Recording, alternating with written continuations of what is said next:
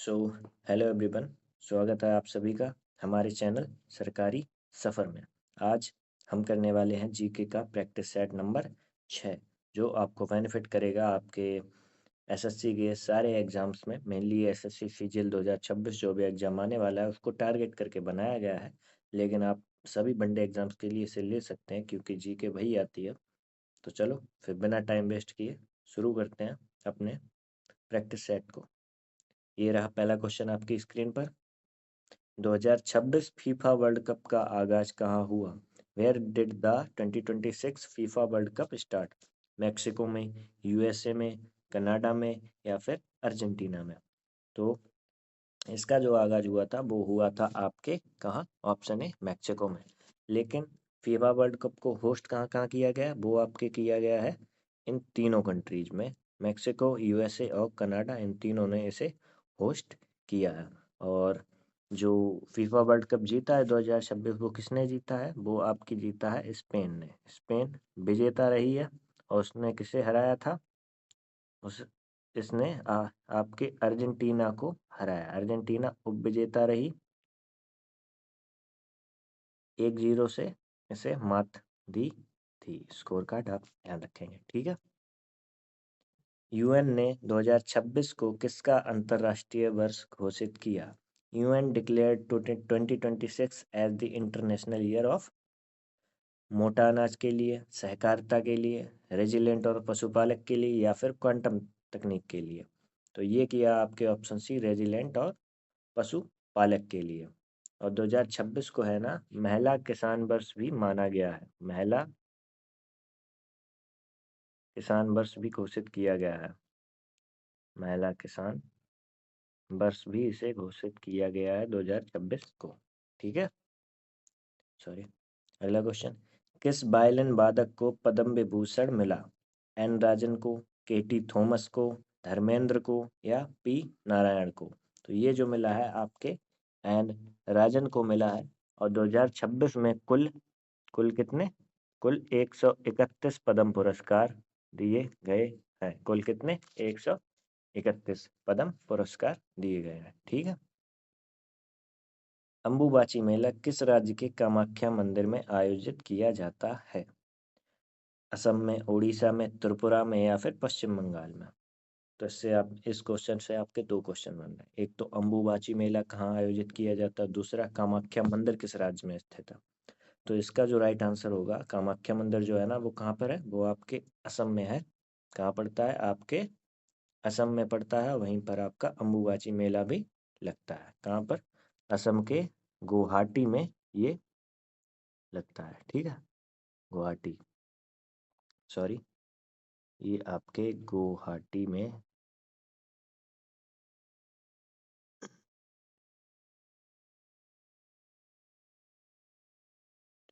तो ये कहाँ लगता है?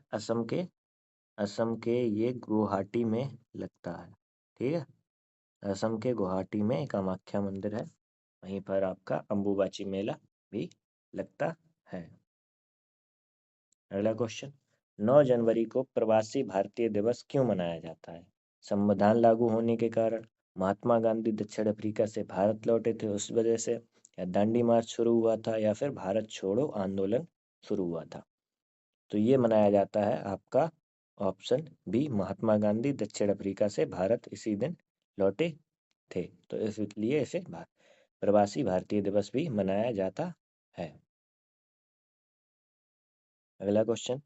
केंद्रीय तंबाकू अनुसंधान संस्थान कहाँ स्थित है? वेयर इज द सेंट्रल तंबाकू रिसर्च इंस्टीट्यूट लोकेटेड? कानपुर में, राजमुंदरी में, कोयम्बटूर में या फिर करनाल में? तो कानपुर में आपका क्या हो जाएगा? जैसा पहली दो क्लासेस में हम देख चुके हैं, दाल हो गई आपकी, दाल अनुसंधान संस्थान है। और करनाल आपका डेयरी अनुसंधान संस्थान हो जाएगा।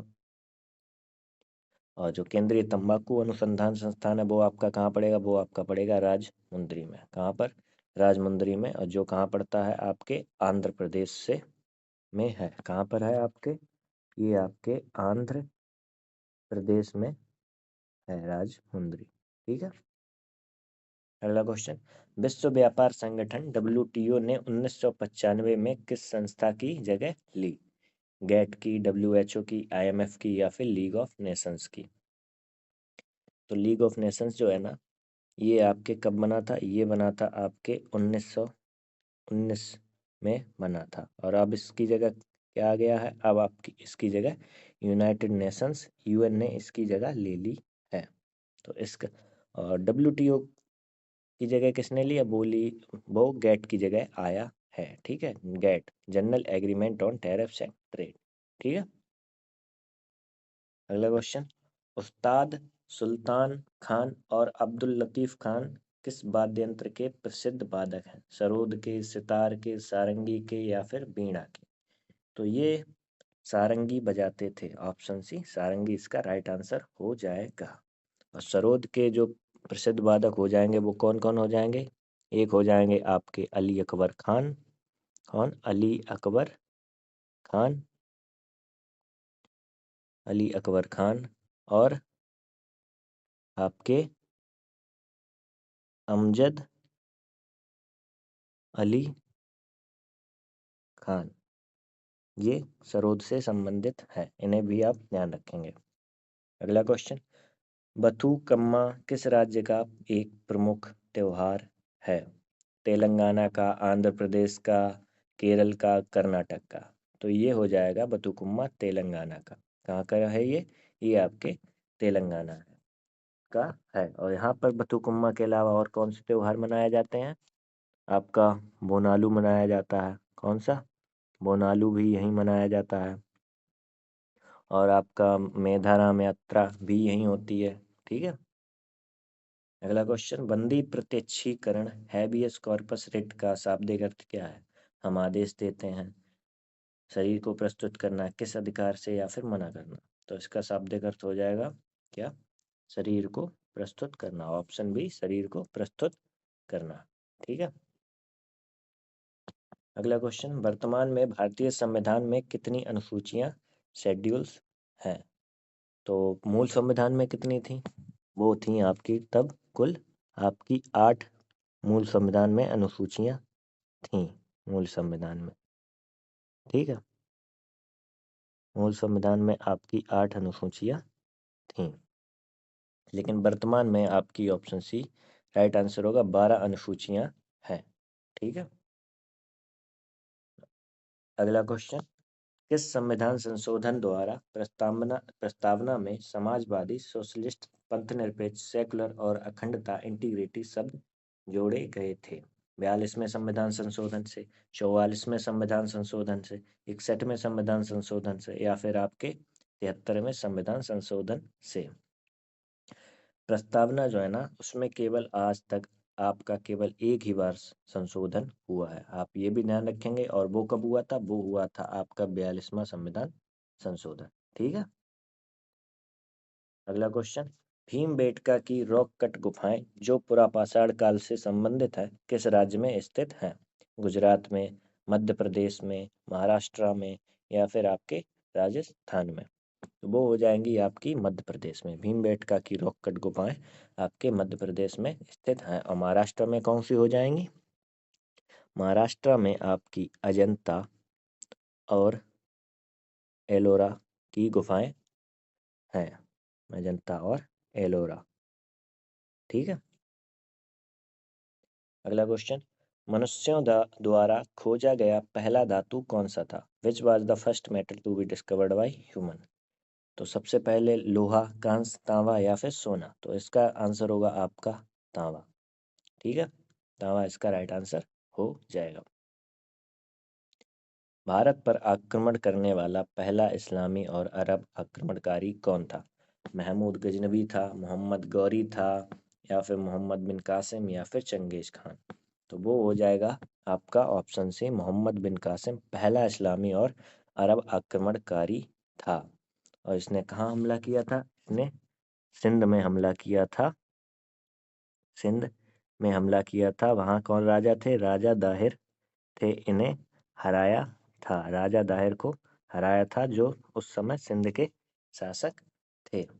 ठीक है, अगला क्वेश्चन। ब्रह्मांड के अध्ययन को क्या कहा जाता है? What is the study of the universe called? Seismology, cosmology, oceanography या फिर आपकी डेमोग्राफी। तो ये हो जाएगी आपकी ऑप्शन बी कॉस्मोलॉजी, ब्रह्मांड के अध्ययन को कॉस्मोलॉजी कहते हैं। और सीस्मोलॉजी जो होती है आपकी भूकंप की तरंगों को मापती है, ठीक है, भूकंप की तरंगों को मापती है। आप इसे भूकंप से याद रख लेंगे, ठीक है। अगला क्वेश्चन, सूर्य केंद्र में है और बाकी सभी ग्रह उसके चारों ओर चक्कर लगा रहे हैं, यह हीलियोसेंट्रिक सिद्धांत किसने दिया था? जॉर्ज लेमाइटर ने, इमैनुअल कांत ने, कॉपरनिकस ने या फिर आपके थॉमस गोल्ड ने? तो ये दिया था आपके कॉपरनिकस ने, ऑप्शन सी कॉपरनिकस ने। और जॉर्ज लेमेत्रे जो है ना, इन्होंने 1931 में बिग बैंग थ्योरी दी थी। आप पहली क्लास में देख चुके हैं, ठीक है। अगला क्वेश्चन, किस ग्रह का घनत्व डेंसिटी सबसे कम है 1 ग्राम प्रति सेंटीमीटर के क्यूब से भी कम, जिसके कारण यह पानी पर भी तैर सकता है? बृहस्पति की है, शनि की है, अरुण की है या फिर आपके वरुण की है? तो ये हो जाएगी आपके शनि, सैटर्न की डेंसिटी सबसे कम होती है। और वो कितनी होती है? ये होती है 0.69 ग्राम प्रति सेंटीमीटर क्यूब, ग्राम प्रति सेंटीमीटर क्यूब आपकी हो जाएगी, ठीक है। और आपका नेपच्यून जो आपका वरुण हो जाएगा, ये सूर्य से सबसे दूर का ग्रह है और ये एक चक्कर पूरा करने में सबसे अधिक समय लेता है। एक चक्कर अधिक समय, ठीक है, सबसे अधिक समय ये लेता है, सबसे अधिक समय ये लेता है, ठीक है। और ये कितना समय लेता है? ये लेता है आपका 165 वर्ष का समय लेता है, 165 वर्ष का समय लेता है ये एक चक्कर को पूरा करने में, जो सबसे अधिक है। व्यक्तिगत प्रयोज्य personal disposable income minus PDI की गणना कैसे की जाती है? पर्सनल इनकम से टैक्स को घटाकर, नेशनल इनकम से टैक्स को घटाकर, या पर्सनल इनकम से सब्सिडीज को घटाकर, या जीडीपी से आपके डिप्रिसिएशन को घटाकर, जीडीपी को मूल्यह्रास से। तो इसका जो राइट आंसर होगा वो होगा आपका ऑप्शन है। जब हम व्यक्तिगत आय में से कर को घटाते हैं तो हमें डिस्पोजेबल आय प्राप्त होती है। और डिस्पोजेबल आय क्या होती है? वो होती है जब आप कोई टैक्स भर देते हैं, जैसे इनकम टैक्स हो गया, उसे भरने के बाद जितने भी पैसे आपके पास बचते हैं खर्च करने के लिए, उसे डिस्पोजेबल इनकम कहते हैं। और जो जीडीपी से हम जब डेप्रिसिएशन यानी मूल्यह्रास को घटाते हैं तो हमें नेट डोमेस्टिक प्रोडक्ट यानी कि एनडीपी प्राप्त होती है, नेट डोमेस्टिक प्रोडक्ट एनडीपी प्राप्त होती है, ठीक है। जब कोई व्यक्ति एक नौकरी छोड़कर दूसरी नई नौकरी की तलाश करता है तो बीच के समय की उस अस्थायी बेरोजगारी को क्या कहते हैं? संरचनात्मक बेरोजगारी कहते हैं, घर्षण बेरोजगारी कहते हैं, प्रच्छन्न बेरोजगारी कहते हैं या फिर चक्रीय बेरोजगारी कहते हैं? जब एक व्यक्ति नौकरी छोड़ देता है और दूसरी नौकरी ढूंढने जाता है तो बीच में एक समय मिलता है, तो उसे क्या कहते हैं? उसे उस बेरोजगारी को हम क्या कहते हैं? फ्रिक्शनल घर्षण बेरोजगारी कहते हैं, ठीक है। और जो संरचनात्मक बेरोजगारी होती है, ये होती है बाजार की मांग और आपके कौशल यानी स्किल के बीच अंतर होता है, वो आपकी संरचनात्मक बेरोजगारी होती है। किस पंचवर्षीय योजना का मुख्य उद्देश्य स्थिरता के साथ विकास, ग्रो विथ स्टेबिलिटी था? विच 5 year plan had the main objective of growth with stability? तीसरी पंचवर्षीय योजना, चौथी पंचवर्षीय योजना, पांचवी पंचवर्षीय योजना या फिर सातवीं पंचवर्षीय योजना?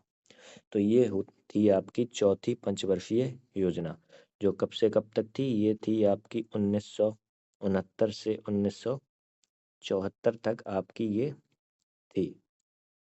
और ये आपके रुद्र एलन मॉडल और गॉडगिल फॉर्मूले पर आधारित थी। और जो आपकी पांचवी पंचवर्षीय योजना थी, इसमें गरीबी हटाओ का प्रसिद्ध नारा दिया गया था। गरीबी हटाओ का प्रसिद्ध नारा पांचवी पंचवर्षीय योजना के दौरान दिया गया था, गरीबी हटाओ का नारा, ठीक है।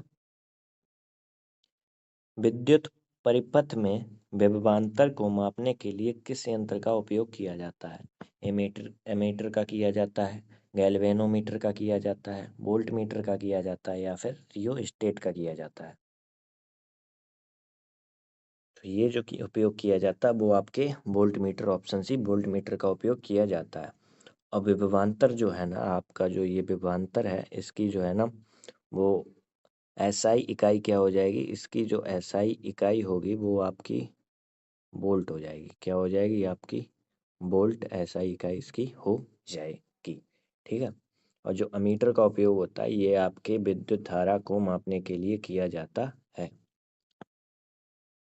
अगला क्वेश्चन, रासायनिक संयोजन के नियम, लॉज ऑफ केमिकल कॉम्बिनेशन किसके द्वारा दिए गए थे?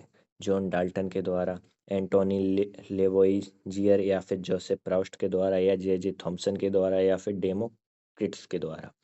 तो ये दिया गया था आपके ऑप्शन बी के द्वारा, एंटोनी लेवोइजर और जोसेफ प्राउस्ट के द्वारा ये दिया गया था। ठीक है।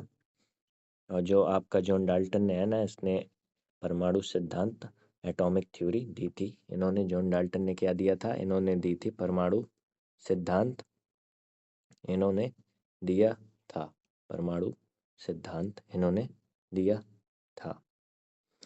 ठीक है। अगला क्वेश्चन, 1969 में जीवित जीवों का 5 जगत वर्गीकरण, 5 किंगडम क्लासिफिकेशन किसने दिया था? कैरोलस लिनियस ने, ग्रेगर मेंडल ने, आर एच विटेकर ने, या फिर एंटोनियो वॉन ल्यूवेनॉग ने? तो ये दिया था आपके option C, R H Whittaker ने दिया था। और इन्होंने 5 जगत में बांटे थे। वो आपके कौन से थे? एक था आपका हो जाएगा मोनेरा, एक आपका मोनेरा हो जाएगा, एक आपका प्रोटिस्टा हो जाएगा, एक प्रोटिस्टा, एक हो जाएगा आपका कवक यानी कि फंगी, और एक हो जाएगा आपका प्लांटे, एक प्लांटे, और पांचवा हो जाएगा आपका एनीमेलिया। कौन सा? एनीमेलिया। तो ये 5 जगत इन्होंने दिए थे। आखिरी क्वेश्चन हमारे प्रैक्टिस सेट का, मानव शरीर में कौन सा ऊतक टिश्यू मांसपेशियों को हड्डियों से जोड़ता है? Which tissue connects muscle to bones in the human body? Ligament जोड़ते हैं, आपके टेंडन जोड़ते हैं, एडिपोज जोड़ते हैं, या फिर आपकी उपास्थि कार्टिलेज? तो वो जो मानव शरीर से ऊतक जो मांसपेशियों को हड्डी से जोड़ता है वो होता है आपका ऑप्शन बी, टेंडन। कौन सा? Option B, tendon. ये मसल टू बोन, आप एमटीबी से इससे ध्यान रख सकते हैं, ये ट्रिक है एमटीबी आपका, मसल और बोन। ठीक है। और जो आपके लिगामेंट होते हैं ये हड्डी को हड्डी से जोड़ते हैं। ये लिगामेंट है, ये हड्डी से हड्डी जोड़ते हैं, और टेंडन आपका मांसपेशी को हड्डी से जोड़ता है। ठीक है, मांसपेशी को हड्डी से जोड़ता है। इसी के साथ थैंक यू सो मच, ख़त्म होता है आज का हमारा प्रैक्टिस सेट। जो भी आपका स्कोर रहा हो आप प्लीज़ कमेंट बॉक्स में बताएं। और आपको अगर वीडियो अच्छा लगता है तो हमारे चैनल को सपोर्ट करें, आपके सपोर्ट की बहुत ही ज़रूरत है हमें। बाकी चलो फिर मिलते हैं अपने अगले प्रैक्टिस सेट में, जो बहुत ही धमाकेदार रहेगा, एकदम एग्जाम ओरिएंटेड क्वेश्चन लेकर आऊँगा। धन्यवाद।